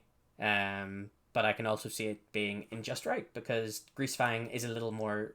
Abzan Greasefang is a little more resilient to that hit, I think, because of the existence of Essex's Chariot. So, I don't know. Kieran, I'm going to leave this one to you. So yeah, again, this is a tough one for me to call, I guess, because of the difference in Explorer and in Pioneer. You definitely do see Abzan Greasefang in Explorer as well. Because we're talking about the card and not the deck, I kind of like the fact that there are these other builds that may at the moment have fallen by the wayside, but in general could come back. You can play Esper Greasefang, you can play Mardu Greasefang, There are these different variations on the card because at the end of the day, it's just an 8-card package in 2 colors, right? And then you can build the rest of the deck around it. So I feel like that combo package by itself is quite small and powerful and versatile. So I kind of like it for that reason. I do think the format at the moment is in a place where people are packing like the correct amount of graveyard hate to keep this card down, if that makes sense. So that would maybe lean towards like slightly overrated at the moment. I'd be in between overrated and just right, I think. Okay, well, if I told you that Wolf said in the chat that he thinks it's just right, Hmm. are we happy to go with just right? Yeah, Wolf says, I And think it's just right. I think it does perform, but not overly well, enough that people keep it in mind for sideboarding. And I think that's the thing. It is enough of a just raw power level threat. Like literally, it's the best nut draw deck in the format, right? It can virtually kill you on turn 3. So that's something that you have to be prepared for if you're going to a tournament. So yeah, that would make me lean towards just right. sure. Um, I think can Gritting Ignis kill you on turn 3? That's possibly that might, if it can kill you on turn 3, then that I think that's the best nut draw. But it's much of a Sure, muchness. sure. It's fine. Just in case somebody out there comes in and says actually. So yeah, Greasefang straight into just right, and I'm happy with that for sure. Okay, next card on the list: Indomitable Creativity. X red red red. Destroy target artifact or creature, and then reveal cards from the top of your library until you reveal a creature card and put that card into play. So yeah, I have put this one in because I think this is another one that's there's a bit of unexplored potential around. Again, quick plug. I played against an Indomitable Creativity deck. In the YouTube video, go check that out. It wiped the floor with me. I didn't think that matchup was very good from my side. So I can absolutely believe that this wipes the floor with red black. It can do some really powerful things. So I think the version I played against anyway was going into Torrential Gearhulk, and then they were casting Magma Opus or Dig Through Time to go, and the Dig Through Time then generates an advantage, and you potentially just go again the next turn. Wouldn't be too difficult to do that, and then Magma Opus is just backbreaking against a lot of matchups. There are a lot of matchups where if you play Creativity on turn 3 or turn 4, because you can do it on turn 3, you can discard Magma Opus, create the treasure token. Actually, maybe you can't do it in turn 3. Maybe turn 4 is the earliest you can do it. But yeah, doing that against red black in particular, you're not coming back from it. Really really powerful. I think they're like the deck was doing well in modern. I haven't kept up with modern in the last few weeks. It could still be doing really well in modern. So I think this is another one that has some unexplored potential. I think so. So yeah, I've played. This is around a good bit in Explorer as well, and I think yeah, same thing. I think it beats Red Black. Um, I will say I was beating this like very very easily playing like Mono Green Stompy in that format. Just a great henge deck with, the cast characters you would expect. Mm. And I think that's kind of the problem with these sort of like it's sort of a mid-range control hybrid, I guess you would call this deck or something. It's sort of like Yeah, it's a combo, but it's not like a game-winning combo. It's just a mid-rangey gain an advantage type strategy. yeah, it can play a pretty average, pretty medium control plan. Yeah, and the thing was like against these just big beefy green decks, you would do that, and then just a Magma Opus just wasn't doing the trick Yeah, after that to win the game. You yeah. know what I mean? Especially against a Resolve Great Henge or whatever. And they have Prismari command, so that's not win the game on the spot. So But yeah, from the Pioneer side, then like Mono Green Stompy isn't a thing. yeah. But I was So, thinking maybe is there some deck like that, some kind of Gruul deck or something like that would just yeah. beat Um, it up pretty bad? I like don't know. another thing that was bad from my perspective, like I know I'm throwing out a lot of perspectives as the red black player, but it's mostly what I have. So give me it. Yeah. Like it has a decent amount of redundancy. Like you thought sees the Indomitable Creativity and like great, and then it cast Prismari command, is a charm Prismari command, like oh well, I mean they obviously have another Indomitable Creativity now. Like Yeah. it's not that hard for them to just find it later and kill you, and you're not putting on enough pressure. I find it's pretty hard to kill them really quickly if you want to with red black. What if I told you could K command the artifact they target with creativity? Sure can. You sure can. I'm just saying, this card's not so bad. So yeah, I think there is some, yeah, like I said, unexplored potential around Indomitable Creativity. Whether it's underrated is another question. Because I would put this. I would be happy to put this in just right, leaning towards underrated. For now, because I couldn't honestly tell you if it has a good matchup against Phoenix, if it has a good matchup against Mono Green, if it has a good matchup against Blue White. But maybe that's something we can find out together. Maybe that's something we can do. But yeah, friendship was the real Blue Red deck all along.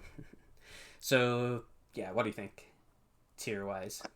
I'm kind of happy to put it sort of just right. I think it's like a decent meta choice. This deck, I don't think it's overrated, and I definitely don't think it's underrated. Yeah, so I think it has to be just right. Sure. Okay. Next card on the list was, I can't remember who suggested this one, but it was another community suggestion, so thank you very much. Ledger Shredder. The 20 euro rare, 25 euro rare. I think it's like 30 euro now. Oh my god. Yeah. 12. Yeah. Ledger Shredder, I believe the argument from the community was that this card was overrated.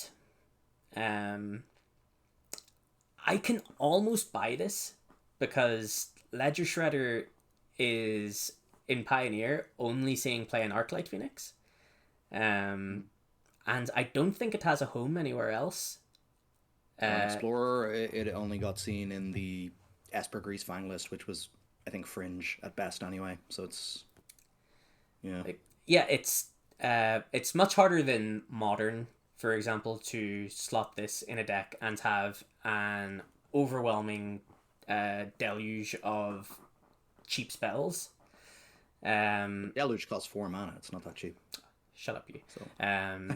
So yeah, like, the card is really, really good. Do not get me wrong. The card is really powerful when it gets going. But the only home for that right now is Arclight Phoenix. But then the discussion could turn around to, okay, is there another home for Ledger Shredder? I don't know. I don't have the answer to that question. I don't feel like there is. Also, I feel like the amount of worship we gave Fatal Push earlier is a big part of it. Like, obviously, obviously people go, oh, you can't just say it's a 2-drop, it dies to removal, so it's bad. And that's true, but it's like, when there is just such a prevalence of 4 copies of Fatal Push or whatever in the format, it's going to be a problem. And it's nice that it doesn't die to Stomp, but yeah, it just doesn't seem like it has that much of a home, Yeah. Joe with a good point in the chat there as well, talking about a lot of these discussions being about the deck rather than the cards, and that's true. We're maybe not respecting the game as much as we should be whenever it comes to some of these discussions. I did want to use this as a platform to talk about some deck choices as well. So I hope that hasn't been like misleading or anything. Because Indomitable Creativity, like, obviously the card itself, like, in a vacuum with nothing else around it, like, treasure tokens or whatever. Yeah. It's hard to evaluate that way, I suppose. But like, creativity is a deck; it's not a card. I get that. Yeah, that's the thing. But I mean, at the same time, when we're talking about cards in the context of a format, sometimes we're going to be talking about that the deck that card is, or the card that deck is named after, rather. So yeah, I think it's just how it goes. Yeah. So yeah, sorry. Back to Ledger Shredder then, and like, I just don't think I can put this card in overrated because whenever the decks that you do play Ledger Shredder in, it's like one of the best cards, if not the best card. Like, it's not that Tarmogoyf is highly thought of anymore, but it's flying Tarmogoyf. I literally thought of Tarmogoyf as well, because you know what I was thinking? I was thinking the fact that they added that card to Historic in the anthology, and after playing a game of Historic 2, I was like, it's it is a similar two drop. It grows over the course of the game. It's a great beater. Ledger Shredder has this other sort of value aspect to it, but not a million miles away in terms of cards. And I'm like, if we were talking about Tarmogoyf right now having a place in Pioneer, I'm like, would it be an all-star? I kind of don't think it would be either. Like, so that makes me inclined to think this is just. But I mean, the thing is, it's like if we called Phoenix overrated, I feel like we're kind of tied down to calling this overrated if that's the only deck it's in. Ooh. You know? Yeah, I see your point. Which is kind of comes back to what Joe was saying. If both Yeah. those cards just show up in the one deck, but yeah, at the same time, we could just do a really hot take and say not rated, throw it in the bin. Just get the clicks. Yeah, absolutely. Change the stream title to "We think Ledger Shredder is bad." Sell your Ledger Shredders now. Garbage card. Yeah. Okay. So, God, I'm saying not rated. You're Hot saying take, not rated. You're saying not rated. Okay. I just cannot say Ledger Shredder is a bad card. I just can't. Fair, I think it's just right. I see where you're coming from. Like, okay, just right. We are maybe disrespecting our own tier list a little by doing this because I think this is okay because like Phoenix can only ever go in Phoenix. There is a possibility that Ledger Shredder will be a role player in some other deck. So yeah, I think that's it. Okay, moving on. Life Bane Zombie. So this is a card that you're only going to see coming out of the sideboard of Red Black. But the way it's talked about, people say that like this is the savior of the mono green matchup. Lifebane Zombie is maybe a bit of a fringe card, so for people that may not be aware, 1 black for 3/1 with Intimidate, which is a bit of an outdated keyword, haven't seen it in a while, but basically it means that it can't be blocked by creatures of the same color or artifacts. Or no, it can only be blocked by those. And whenever it enters the battlefield, target opponent reveals their hand, and you get to choose a green or white creature card from their hand and exile it. So my thing about Lifebane Zombie, it doesn't deal with the mana elves, which isn't a big deal because pretty much the rest of your deck is set up to deal with the mana elves. It doesn't deal with Old Growth Troll on the draw ordinarily, and it's only going to deal with Cavalier of Thorns on turn 3, and if you're playing it at any point after they've played a Cavalier of Thorns, it's too late, the game's gone. This one I would like to put in overrated just because of the way people are talking about this, how it is like the way to beat mono green. I don't think like 3 mana for a disruptive effect against a ramp deck is a lot of mana. Like, I can believe it's the best of a bad bunch, you know. And if you want to beat mono green, then you're going to play Lifebane Zombie and hope that you're going to play it on turn 3. Like, if that's your plan, I have no problems with it. I think you just have to accept that Lifebane Zombie past that. I have played with Lifebane Zombie in this matchup, and that has been my experience. If I cast this on any turn that's not turn 3, it's awful because I've already lost the game. I need something else. How about this is for our $1 million Patreon tier sideboard guide. Can I interest you in a Transgress the Mind? A Transgress the Mind. You may have to refresh my memory on what that is. It's from Battle for Zendikar. It's 1 and a black, devoid, so it's not actually a black card. And target opponent reveals their hand, or target player reveals their hand. You can exile a 3 or more mana card from their hand. It's just a 2 mana Thoughtseize for 3 or more mana stuff. No, too bad. No, I don't. Standard All-Star. I don't think so. You've already got Epic Downfall, which, to be fair, True. Cavalier of Thorns has already done its thing, whereas Transgress the Mind, if you get it from the hand, it's not getting the Enter the Battlefield trigger, so sure. Yeah. One thing that was suggested to me by Brandon was to board in Go Blank in the matchup, and I'm excited to try that. That's something I do against these kind of big ramp decks, too. I don't think it's incredible, but it's better than a lot of your other cards, right? Yeah. So I would like to put Life Being Zombie in overrated just for the fact that people think this shores up your mono green matchup. It really doesn't. I agree with that. Yep, happy with overrated. Cool. Okay. Also, it's not an explorer, so screw that card. All right. Next card is Lotus Field. So again, we're talking about a whole deck here, I guess. But Lotus Field is only played in its namesake, Lotus Field. You might know it as Hidden Strings, I suppose. Yeah, this, my experience, like from watching other people like play this deck and getting a feel from what other people have been saying about this deck. I haven't played it personally, so that might void my opinion on this. But from what I can gather, this deck is really, really, really bad. Like, atrociously bad. Like, if you register this deck for any tournament that you play, you deserve what you get. The Constructive Criticism podcast was one of the main sources of information for this that I'm about to say, so shout out to those guys, give them a listen. Its best matchup is Blue-White Control, and it loses to Blue-White Control more often than it has any right to. Like, reading between the lines what they're saying, it was like, you know, a 65-35 matchup. Like, if that's your best matchup, like, just yeah, that's a weird one, right? Yeah. So based on, like, I am inclined to almost skip this one just because I have no informed opinion other than what other people have been saying. But if you also look at tournament results recently, like, where's Lotus Field? Where it show up? It doesn't. From what I've been seeing, it doesn't show up.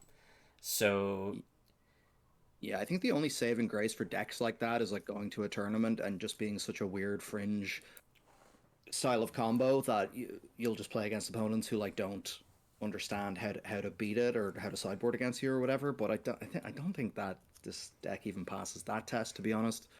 As Joe was saying in the chat, yeah, there are a couple of control decks that play an Explorer. They're usually like best of one decks that play Strict Proctor, which is the suppression field, activated or triggered abilities get countered or whatever if they're to do with entering the battlefield. So you play that and then you play your turn 3 Lotus Field and well done. But that's really a best of one thing where that's out to prey on sort of green white angels and these other decks that, you know, do that. I think Lotus Field is probably overrated or not rated for me. I don't really see it as a real threat.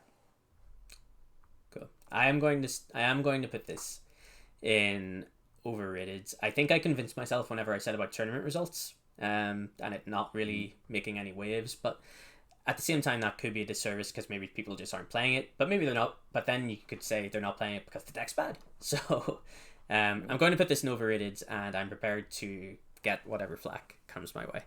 I was saying not rated, so I should get the flack. Timo Supremo in the chat saying blue-white's underrated. We will get there. We'll get there. So next on the list is Chipper's Sanctuary. So this one was a suggestion from Al Harrison. Thanks very much, Al. I had actually put this in the list before Al suggested the Chipper's Sanctuary that he got destroyed by last night at his locals. But he said that he got destroyed by Chipper's Sanctuary. It's underrated. I have played against a few turn 1 Chipper's Sanctuaries now, not a huge sample size, but I've played against 3 that I can think of where they have cast Chipper's Sanctuary on turn 1, and I have beat the card every time. And the conclusion that I drew from that was that they're paying a mana for an enchantment that doesn't do anything right away, so it's almost like they've mulliganed, right? And then you just, like, I'm making this sound a lot easier than it probably is, but like you can play Bloodtithe Harvester into Bone Crusher Giants and you attack them. Like, they have played one less threat, and now they're getting beaten down by efficient creatures. So I am of the opinion that Shipper's Sanctuary could be overrated. In I don't think you can look at a sideboard card and just say that based on one matchup, though. Sure, sure. I But don't think what else Red Black is a matchup for it. what else do we have? Al Like, suggested this. What else do we have? It comes in against Red Black. In the context of Pioneer, where you want to bring it in against Red Black, is it overrated? Is it just right? Is it underrated? that's not the list, though. The list isn't cards. Are they overrated against Red Black? Sure. You know, there's Okay. other decks. Like it's really good against Blue Eye Control, for example. Then Like in crushes Blue Eye Control. then in that case, this has to go not rated, right? What? Why?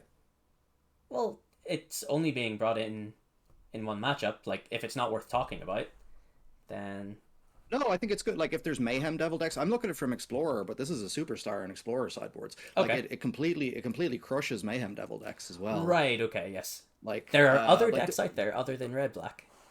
yeah, like the blue red creativity deck, like that's all targeted removal. Shaper Sanctuary is really good there. I think it's a superstar in a lot of matchups. I don't think it's particularly good against red black. In Okay. fact, like I think it's much better to bring in against other decks. But again, I'm thinking of the Explorer metagame, Sure. rather than Pioneer. So I could be talking out of turn there. Okay. But I would say just right, maybe underrated, possibly in All my right. opinion. Um, I think there's another good aspect of this as well. That if the Shaper Sanctuary is protecting, the example Al made earlier to us was from the green white angels sideboard. It's Yeah, protecting cards like the Bishop of Wings. It's protecting the one that gains 4 life, the Valkyrie, that gains 4 life every time you cast an angel. righteous Valkyrie or Righteous something. Yeah. Valkyrie, yes. So in those scenarios, like where you get to just draw more copies of those cards with the Shaper Sanctuary, yeah, it's really good. Um, And the thing is, in that matchup, if you imagine like you're against blue light control, if you don't have something you can sneak down early to fight and generate card advantage, you may just never get to play the game after that because you're just playing one slow threat every turn with green white angels, and blue white is just able to counter it or kill your one guy you play every turn, right? yeah. So it's really important in that matchup to set something up early that makes those one for one trades like not the end of the world for you. Okay. Yeah, I think I'm slowly coming around then. Like I again looking at this through the lens of the red black player who doesn't think the card is like I'm not ecstatic when my opponent casts a Shaper Sanctuary because it changes my whole game Yeah, plan. yeah, But I don't think it's yeah. the end of the world either. I would agree there. I would agree But there. Yeah. the point you make about the other matchups where you can bring it in against, like Raksak in particular, like yeah, Yeah. I can see it being really really good there actually. So, okay, so it's not overrated, and I'll leave this to you. I'm gonna say just. I'll say just right. I'd assume people are playing it the correct amount. Cool. Next card then is Tenacious Underdog. So this is a card you're seeing in quite a lot of red black lists. I Nash is overplayed, more like. ho ho. Yeah. So it's a decent discard of Fable and Mirrorbreaker or your blood tokens. Like it's better than a regular spell, for example. But even the blitz cost, like I find myself like not wanting to pay the blitz cost sometimes. So Like it's too much mana, and the life feels like it hurts as well, yeah, right? like that could be the wrong way of looking at it though as well because you may only blitz this when you have nothing better to do. Um, like But like I find in those grindy matchups when you have nothing better to do, is like you've already lost like 10 life or something like yeah, that just from random trespasser triggers and stuff like that, you know? yeah. The other pros of Tenacious Underdog is that it is one of your routes to victory against mono green. Like I say, you True. have to try and get under them, and Tenacious Underdog uh, helps accomplish that. Mhm. And it also trades with early dudes in aggro matchups, like having 3 power isn't unreasonable. To trade with stuff like the 1 mana 1/2 training out of the humans deck as an example. Can't remember. True. Uh, so yeah, Yeah, like hopeful initiate, I think. hopeful initiate. Yeah. I think you're right. So like but all that is just like fine, and I think there are way better things you can be doing. So like not playing Tenacious Underdog and playing like other removal spells, just Yeah, just play a removal spell, right? Or play an extra. If you're playing one Croxa, play a second Croxa or yeah, something. like I see lists that have one Tenacious Underdog, one Croxa, and it makes no sense to me. Just play two Croxa. Yeah. Croxa is way better. So I I want this to go in overrated. I guess overrated. I mean, I think this card is terrible. I would put it not rated, but I guess Ooh. that's reserved for literally seeing no play as well. So yeah, I'm happy with overrated. Overrated it is. All right, Timo Supremo, it's your time to shine. We're on the blue white. Wandering Emperor. So Wandering Emperor is really good, and I don't see enough love for Wandering Emperor. It cleanly deals with a lot of things in the format that, for example, have dies triggers. So Old Growth Troll, Cavalier of Thorns, get out of here. Just as examples off the top of my head, Arclight Phoenix, get out of here. It's a flash threat. In control mirrors. I think On the same turn where you're holding up Memory Deluge or whatever spell. Yep. And just making an army of 2/2s also pretty good.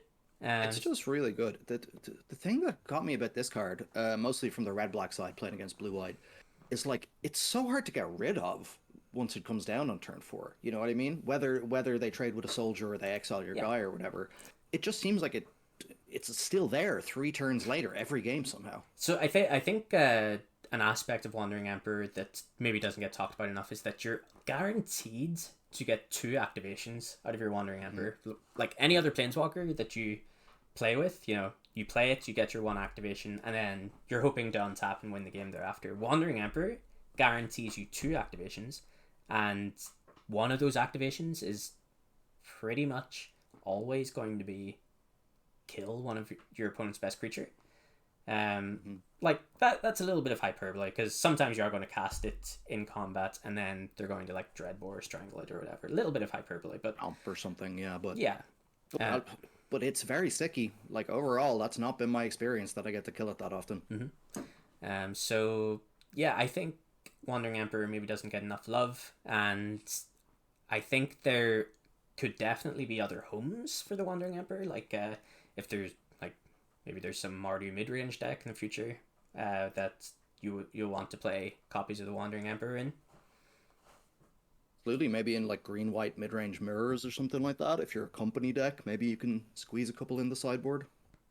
Yeah, I think it's the sort of card that isn't like it's really good in blue-white, and maybe doesn't get the respect it kind of deserves as being one of the best cards in that deck, in my opinion, and also could easily have homes in other decks in the future. Totally agreed. So yeah, I'm happy to call it underrated, given that. I will happily slot this in underrated, and Nice. we're at the end. We're almost 2 hours in. We're at the end. We've got the last card, and it is the Modern Menace. Legacy Menace. Legacy Menace. Yorion. Standard Menace for a long time. Yeah. We have Yorion. So yeah, I don't think I need to explain what Yorion does. I think So we're 4 or all 5 pretty when it familiar. comes in, you flicker a lot of stuff. Companion being the key word. Yeah. So slightly different story in Pioneer. You don't see many Yorion decks. There aren't a lot of homes for it, and where it does see play is blue-white. And the caveat there is that it doesn't see a lot of play in blue-white, and I think the versions that do play Yorion are actively worse. Like, Yeah, you're ruining your consistency, and you're wasting a sideboard slot on a card that has no real synergies with your deck other than maybe resetting Planeswalkers. Yeah, like especially it's particularly good with Wandering Emperor, right? Because you can then activate the Wandering Emperor because it just ETB'd at instant speed after you blink it. So that's very strong, but like that's an interact. That's that's gravy. You don't need that extra bonus for Wandering Emperor. Um, yeah, for me, it's just like I will say in Explorer, you see a few like Doom Foretold lists as well, like Esper Doom Foretold, and obviously that's a great place for Yorion or whatever. Whatever. It's a bit of a fringe thing, not the worst deck in the world, nothing special. But I don't know. It just seemed like Yorion Mania happened at some point in Magic, and everyone just decided it was Yeah. okay to play 80 card constructed decks Yeah. just to play this card. And like the thing about Legacy and Modern is there's so many more cards in those formats and so many more generically powerful cards that you're not reducing your best draws percentage wise by as much quality as you are in Pioneer, where you don't have many of those top tier powerful cards that you're able to draw, right? So adding a third to your deck size and losing access to like your four Wandering Emperors, for example, in that deck a lot more often is just like a pretty tough pill to swallow, I feel like. Yeah. And I don't think it's something I'd be up for doing myself. So I think part of it being like played in Modern in 4-color elementals specifically. I think part of that is that there's a lot of redundancy. You have cards like Eladamri's Call, for example, to just go find whatever you want when you need it. You don't have that in Pioneer. And Alpha Horizon, I think, makes a good point in the chat there that it's kind of crazy going into an open field with an 80 card deck. Like, you're just ruining your consistency. Like, your opponent's playing mono red. Okay, I hope I have one of the 4 copies of Supreme Verdict because I don't have anything else. And I have 20 more cards to find it in. Like you're always delighted in this format to have your March of Otherworldly Light in your opening hand as blue-white, right? Like, why would you go from whatever 46% chance to have one to like whatever it is, 38% or whatever? I don't know. So that you can have enough numbers. So that you can have a 5-mana 4/5 flyer. Yeah. Yeah. It doesn't. Yeah, doesn't like you said, really does not work well at all with any of the cards in your deck. Like you're winning with like Shark Typhoon and Wandering Emperor and Teferi, right? So. And if we're going back on some of the things we've said already tonight, where we can see times in the future where this card could be good, and using evaluations off that, this is another one for Yorion, I guess, where if a few sets down the line, we aren't like Wizards or whatever aren't careful enough, like Yorion could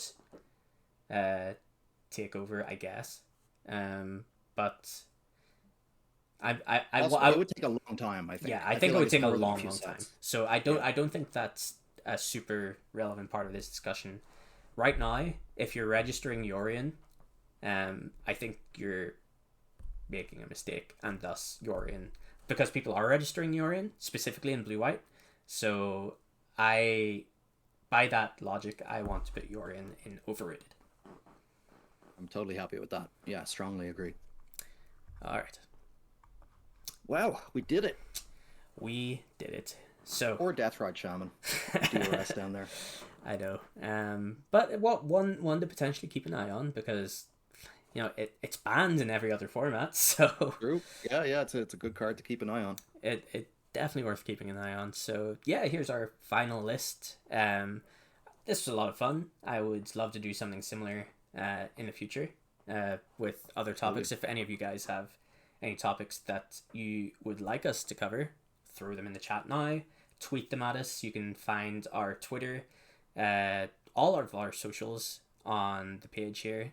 We've got a YouTube channel where we have uploaded our first bit of exclusive content to the YouTube channel as of last week. So go ahead and give us a subscribe there. Follow us right here as well to keep up to date on when we go live. We have a schedule every Tuesday and Thursday from about 7:30, 8 p.m. every night, British Standard Time, and the occasional impromptu stream as well we will do. To keep up to date with that, you can follow us on Twitter, and you can turn on the notifications here and follow us right now. If you've enjoyed this stream tonight, please give us a follow. Really appreciate it, and we would love to keep doing this and keep making content. And if you do hit that follow button, it lets us know that you guys are enjoying it, and we should keep doing it. Kieran, any closing thoughts? Oh, 100%. Just a pleasure as always, DJ. This was very fun. I'd love to do another similar thing in future, like you said. And yeah, thanks for everyone for chatting and joining in. Yeah, Good amount of chatting tonight, which is super appreciated. yeah, that was great. It was a load of fun actually to have the chat joining in and helping us out with that. So yeah, really really appreciate it, guys. Cool. All right. See you later. Oh, we'll do a raid before. Don't go anywhere. Don't go anywhere. We'll raid someone. We'll send you off to somewhere else. So stick with us. 2 seconds. Kieran, do a dance or something. I'm not doing a dance, dare you. I'm not a performing ragavan. Okay, well, find. How about we just send you off to Sam Black? We have suggested to send everybody off to Sam Black. Why don't we send Cool. everybody off to Let's Sam go Black? with that. All right, Let's go with that. let's do that. All right, we'll send you off to Sam. He's a good lad. Okay, let's go.